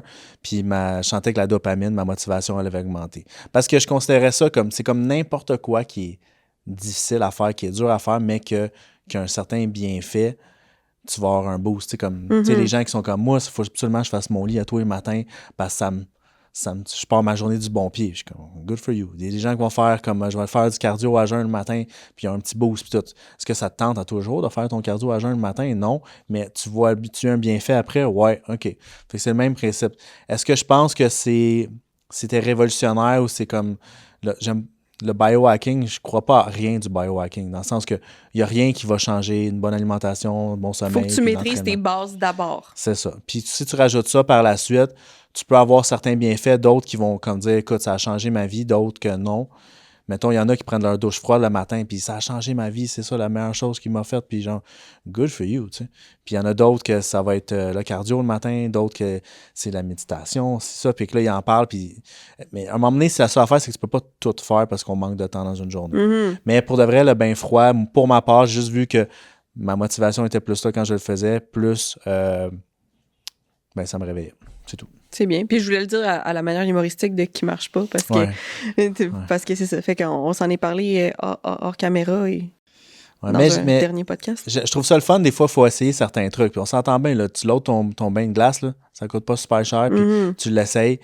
C'est sûr que soyez prudents pareil. Là, c'est des affaires qui sont quand même extrêmes pour certaines personnes. Là, mais j'étais content de l'essayer. Puis mettons, quand je vais dans un spa à cette heure, je suis capable de rester plus longtemps. Puis avant, j'étais comme... J'allais sortir vite, comme ça se peut pas. À cette heure, je suis capable de rester une couple de minutes, puis ça va bien. Là. Moi, dans les spas, j'aime ça faire le bain froid, par exemple. Mais c'est vraiment la seule place au monde où est-ce que j'aime ça, parce que je sais, je m'en vais me garocher dans le quoi de fucking chaud après. Là. Ouais. Mais c'est ça. Mais tu sais, parce que Simon et moi, on en avait vaguement parlé, mais on est vraiment zéro contre les bains froids. On est contre le hype envers les bains froids comme si c'était le nouveau, justement, biohacking qui va faire en sorte que, hey, t'as plus besoin de t'entraîner, t'as plus besoin de rien faire, là, t'as juste besoin de prendre un bain froid le matin, là, tu vas avoir le boost de ta vie, ton système immunitaire va être sacoche. Tu vas perdre du gras, comme tu ça vas se peut perdre pas. du gras, c'est ça, tu vas brûler tout ton gras, tu sais, comme... C'est ça, j'allais dire, on n'est pas contre le bain froid en soi. On est contre les niaiseries qui sont dites par rapport au bain froid. Par rapport au bain froid, puis c'est ça, la fausse publicité de vendre du rêve autour de si tu mets ça dans ta routine, c'est l'affaire qui va t'emmener tout ce que tu as toujours rêvé. Là. Genre, tu vas gagner le million, ta relation va être parfaite, tu vas peser 120 livres musclés, lean si t'es une fille, puis tu vas peser 300 fucking CA si t'es un gars. Tu sais, comme, c'est pas ça qui se passe avec les bains froids. Là. C'est le overhype, mais ça, pour de vrai, il faut qu'à un moment donné, les gens soient capables de voir c'est quoi. Tu sais, la fausse, tu sais, quand ils vendent du rêve. Là. Moi, je le vois, je trouve tout le temps que quand je regarde une annonce à la TV ou sur Internet, que je suis jamais le public cible. Je suis comme, c'est qui le cave qui se fait avoir par ça? À chaque fois, je vois des affaires, je suis comme, non, tu peux pas croire quelque chose du genre. Mais oui, il y a plein de monde qui vont croire. Et ce n'est pas tout. Mais parce que, surtout avec les réseaux sociaux, je pense que ce qui arrive, c'est que surtout pour les gens qui connaissent pas vraiment ça, fait que, tu sais, mettons, nos clients et non les coachs, c'est que j'ai l'impression que c'est souvent véhiculé par du monde qui ont des gros following, qui utilisent des gros mots. Fait que là, ben, ça a l'air crédible. Puis ils le disent comme avec une assurance en plus. Ouais. Là. Tu regardes les Gary Brecka de ce monde, là, c'en est un qui a comme été très fort sur les bains froids, là, qui a littéralement dit il y a rien qui va faire fondre le gras sur ton corps comme des bains froids. Puis là, il y a genre 1, 2, 3 millions d'abonnés sur Instagram. Il parle fort, il utilise des gros mots, il a l'air confiant. Ah, shit, ça doit être vrai. Mais j'ai un client qui m'a contacté par rapport à lui. Puis je suis comme, tu sais qui? Non, attends, là, il m'envoie de quoi? J'écoute, puis là, j'écoute parler, puis je suis comme, attends, ça fait pas de sens. Puis là, je fais comme, aller checker c'est qui. Fait que là, je check c'est qui. Puis là, après ça, il fait comme des tests. Des tests sanguins, je pense. Des tests sanguins, puis ci, puis ça, puis nanana. Puis là, il fait comme là, puis ça. Puis là, je fais, ouais, mais c'est sa compagnie. C'est sûr qu'il va le pousser, là. Puis là, je fais comme... Là, plus que j'en entends, je fais, attends, là, le gars, il est juste là pour faire de l'argent. Puis vu qu'il y avait beaucoup d'assurance, puis, tu sais, comme, il est là, puis il sort des études de n'importe où, mais qu'il n'y a pas de backup, tu sais, pour le faire. Il point out des mécanismes et non des résultats. Fait que là, après ça, tu fais comme, hey, ça doit tellement être révolutionnaire, ça. Je suis comme, attends, non, c'est juste pour faire de l'argent, puis il y en a plein, des gens comme ça, là, puis genre, plein. Puis genre, lui, c'en est un, puis après ça, comme il va se faire comme challenger par d'autres personnes, puis là... Lane Norton, c'en est un qui a ramassé fort mais Gary Brecka. Tu le verras jamais comme aller comme 1 à 1 avec lui. Pourquoi? Parce que ça va être long, là. À un moment donné, tu pourras pas pédaler comme ça, là. Puis quand tu le vois sur un stage... Moi, ça m'a tout le temps fait capoter, ça. Genre, je trouve les gens vraiment naïfs, là. Tu sais, comme... Je sais pas si vous avez déjà été dans une place pour les produits pyramidales, là. Non. Ben, style Herbalife. Non, mais ouais, des fois plus extrême que ça. Moi, j'avais genre 17 ans, puis genre, un de mes amis, il dit, on va aller à une place à Montréal, puis c'est comme des trucs de téléphone pour comme faire plus d'argent. Puis ça coûte moins cher que Belle, mais genre, c'est vraiment pyramidal. Puis je suis dans la salle, puis le gars, il fait son speech, puis il y a des gens qui travaillent pour lui qui sont qui applaudissent, puis en train d'hyper le monde. Puis je regarde le monde, je suis comme... Wow, les gens sont vraiment stupides ici. Puis genre, je fais juste me dire comme comment vous êtes pour être naïf, puis ils se font juste hyper, puis là tout le monde croit, je fais comme tu vois pas que c'est de la crosse, c'est évident que c'est de la crosse. Puis éventuellement, tu vas avoir ta BMW comme moi, puis lui, après ça, puis là, tout le monde se build up, puis genre tout le monde applaudit, puis il se lève dans les airs, puis il applaudit, puis je suis comme wow, vous êtes spécial comme genre. Mais comme moi, je me fais pas manipuler dans ce sens-là, je fais comme mais non, tu peux pas croire ça. J'ai dit faut que tu vois à travers les gens, puis là tu vois Gary qui est sur le stage, puis qui parle, puis que il est enthousiaste, puis ci, puis ça, puis le monde, ils sont comme aveugles. Je suis comme, wow, vous allez croire vraiment n'importe quoi dans la vie. Là, pour le vrai. Mais la phrase que je mentionne souvent, qu'il faut que tu te poses quand tu regardes quelque chose, c'est « Mais c'est à qui ce message-là bénéficie? Est-ce qu'il va me bénéficier à moi ou est-ce qu'il va bénéficier à la personne qui est en train de le dire? » Clairement, le gars, aussi, ça lui bénéficie à lui parce que si tu adhères à ce message-là, il va faire du cash. Fait qu'il s'en torche, là, que ça soit bon pour toi ou pas. À quelque part, ça peut être bon, mais tu sais, comme on l'a mentionné aussi, mettons, on va prendre les bains froids comme exemple. Tout ce que tu vas voir comme contenu sur les réseaux sociaux, c'est des gens qui ont vu des effets positifs avec les bains froids. Mais tout le reste du monde qui l'ont essayé puis que ça n'a rien fait, ils vont pas nécessairement mettre leur adventure sur les réseaux sociaux. Fait que tous ces gens-là qui ont juste pas vu d'effet avec les bains froids, tu le sais pas qu'ils ont pas vu d'effet avec les bains froids parce qu'ils ne le mentionnent pas. Ouais. Fait que tout ce que tu vois, c'est plein de gens qui montrent que ça a eu des bénéfices pour eux, mais tu ne vois pas tous les gens qui n'ont eu aucun bénéfice. Fait que là, si toi, t'en vois pas pour toi, tu peux aussi avoir le sentiment de, c'est peut-être moi qui est pas normal, faut peut-être que j'essaye plus, faut peut-être que... Alors que c'est peut-être juste une méthode qui est pas faite pour toi. Tu sais, moi, je l'ai dit, augmenter mon cortisol, il est déjà assez dans le top de même, j'ai pas besoin de me crisser dans un bain fret à tous les matins. Là. Ça me tente vraiment pas. Là. Mais, par exemple, faire, on va dire, ajouter peut-être, là, je fais du yoga chaud ces temps-ci. Moi, c'est faire de la boxe qui va m'aider avec mon stress puis ces choses-là. Fait que c'est de trouver c'est quoi la méthode qui est faite pour vous. Puis même si ça c'est pas le trend, mettons, qui est populaire en ce moment, mais c'est de quand même vous permettre de l'explorer. T'sais. Essayez-les de faire le bain froid. Si t'en vois des bénéfices, continue, ajoute-le à ta routine. Là, je vais t'ostiner, là. Vas-y. Juste parce que c'est drôle qu'est-ce que tu as dit, parce que tu as raison, qu'est-ce que tu dis, puis tu as fait une erreur. Parce que tu as dit avec le cortisol. Parce que techniquement, si tu fais le bain froid, tu le fais le matin. Tu veux que ton cortisol soit élevé le matin. Oui. Mais toi, tu sais que tu as le bienfait, ça va être de le réduire parce que dans la vie de tous les jours, il est trop élevé à longueur de journée. Mais logiquement, si tu le fais le matin... Pas nécessairement parce que ma perception de prendre le bain froid, pour moi, c'est un danger. Ah, okay. C'est tellement désagréable, c'est tellement confrontant pour moi que je vais juste faire plus d'anxiété en me levant le matin. C'est juste ça. Il faut pas oublier la perception de ce que tu vas faire aussi. Ouais. Si, par exemple, on va dire... je vais prendre mon chum comme exemple. Moi, j'aime ça aller faire du yoga chaud tous les mardis. Lui, aller faire du yoga, il aimerait mieux se gonner. Fait que si je dis « Hey, mon amour, pour qu'on commence à relaxer ensemble, viens avec moi faire un cours. » Moi, je vais avoir du fun. Lui, il va avoir envie de se gonner. Il est pas relaxé pantoute. Fait que ta perception de ce que tu vas faire pour t'aider est super importante aussi. Fait qu'effectivement, biologiquement, peut-être que j'en ressentirais des bénéfices, mais c'est tellement un mode de danger pour moi. C'est tellement me mettre en mode survie d'aller tolérer ça. J'haïs tellement ça pour mourir parce que de base, j'ai tout le temps frette. D'ailleurs, pourquoi c'est mon habit de travail, littéralement, et j'ai fermé la clim en rentrant ici. Je m'excuse, Loulou, va falloir le repartir tantôt. Fait que pour moi, bain froid, c'est cancel, oublie ça. Juste parce que la perception que j'ai de faire ça va m'apporter tellement d'anxiété que je vais pas retirer les bénéfices. C'est des bons arguments. T'es habitué d'argumenter? Des fois, ça fait du sens. Des fois. C'est rare, mais quand ça arrive... J'avais publié le meme à un moment donné de... Des fois, je suis surprise moi-même par l'intelligence de ce que je suis en train de dire. Puis après ça, j'oublie de me détacher en sortant de mon char. Ouais, c'est ça.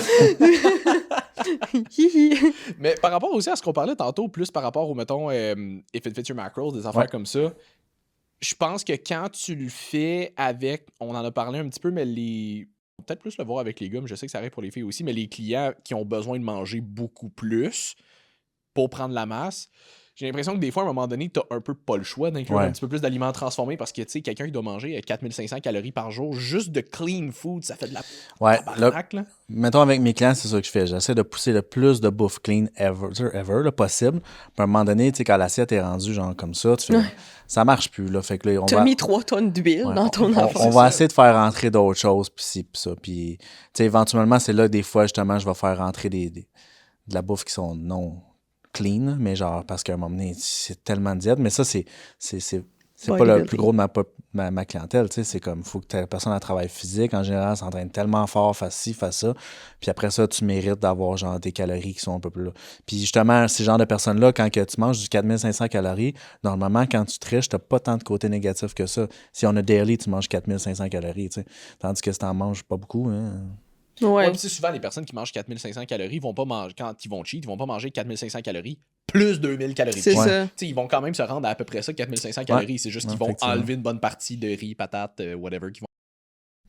Ouais, mais pour de vrai, je le fais, If It Fits Your Macros, là. Mais genre, je fais plus un 80-20. Parce que c'est pour ça que des fois, il faut tout le temps dire qu'est-ce qu'il y en est. Parce que des fois, comme tu dis, je fais If It Fits Your Macros, les gens vont penser que tu fais...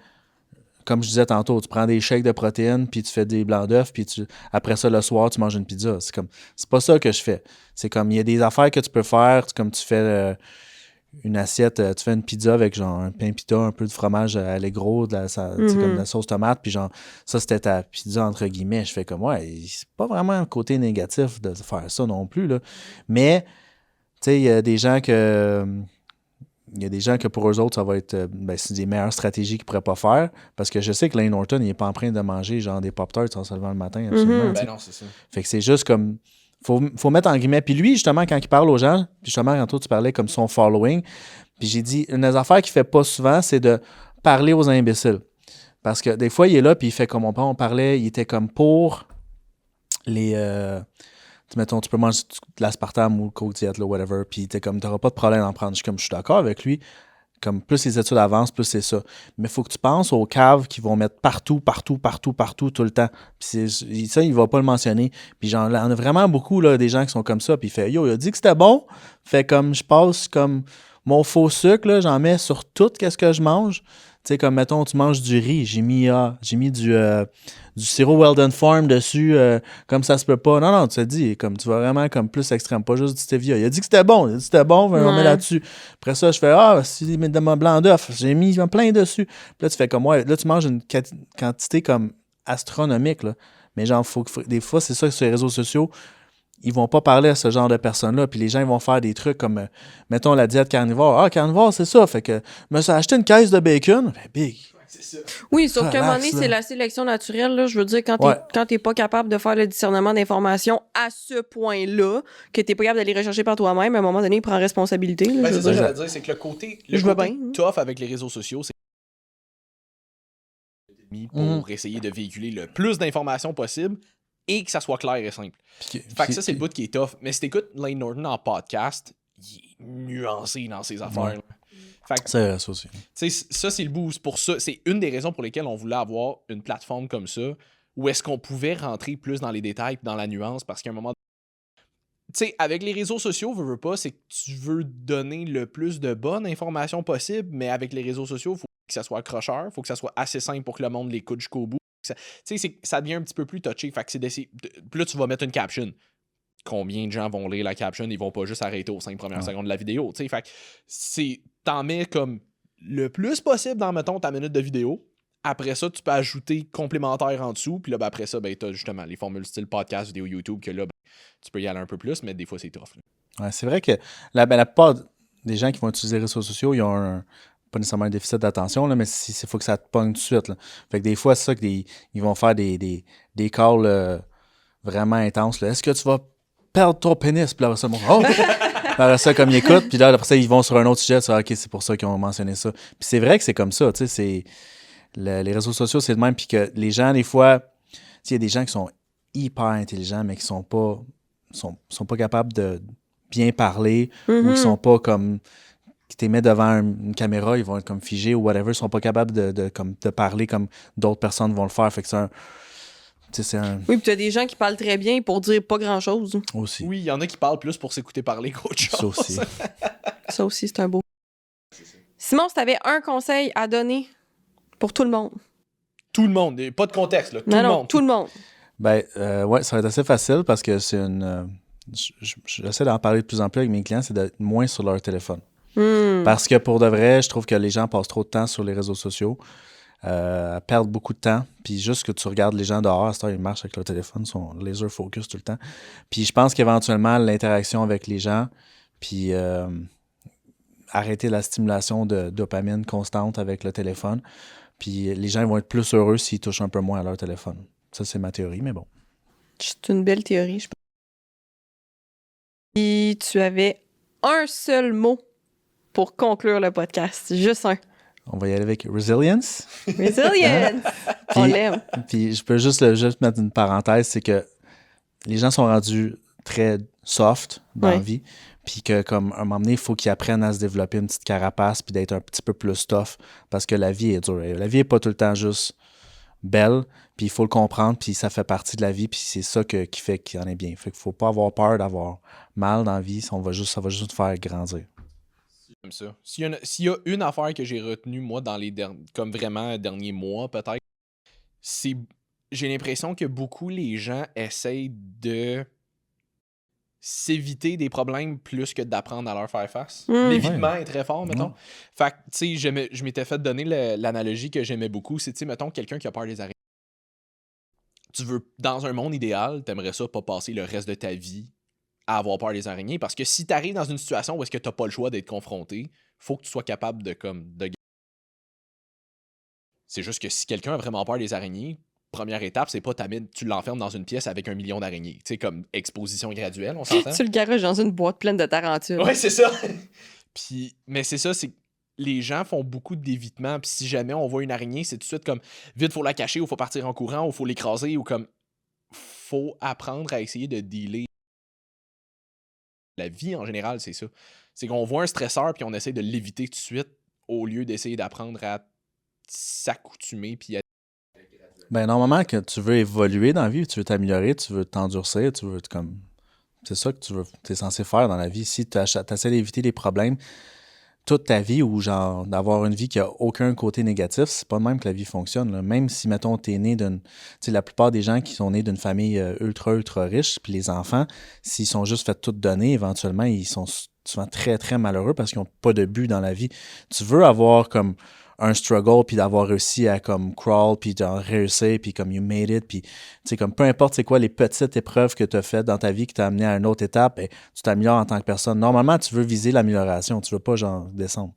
Fait que...